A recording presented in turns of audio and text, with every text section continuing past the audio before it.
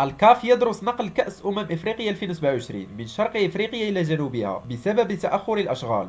بات مستقبل تنظيم نهائيات كأس إفريقيا 2027 يثير الكثير من التساؤلات في ظل مؤشرات متزايدة على صعوبات تواجه الدول الثلاث المستضيفة أوغندا وكينيا وتنزانيا في احترام الجدول الزمني المرتبط بالتحضيرات. وتفيد معطيات نشرتها صحيفة لوموند بأن الاتحاد الإفريقي لكرة القدم يضع عدة سيناريوهات على الطاولة، من ضمنها إمكانية تغيير بلد الاستضافة بسبب التأخر المسجل في تجهيز البنيات التحتية الرياضية والخدمات المرتبطة بها. وتتجه أنظار الاتحاد الإفريقي لكرة القدم نحو خيار إسناد التنظيم إلى جنوب إفريقيا التي تتوفر على بنية تحتية جاهزة وتجربة تنظيمية سابقة، ما يجعلها مرشحا قويا في حال تم اتخاذ قرار التغيير. وبحسب نفس المعطيات فإن زيارات ميدانية قام بها مسؤول الكاف كشفت عن اختلالات واضحة تتعلق أساسا بوتيرة إنجاز الملاعب إلى جانب نقائص في مجالي الإقامة والنقل، وهما عنصران أساسيان لضمان نجاح أي تظاهرة قارية. وأضاف المصدر ذاته أن المنشآت الرياضية في أوغندا لا تزال بعيدة عن المعايير المطلوبة، حيث لم يصل أي ملعب إلى مستوى التصنيف الأعلى المعتمد قاريا، في وقت تعرف فيه مشاريع مثل تطوير مدينة هويما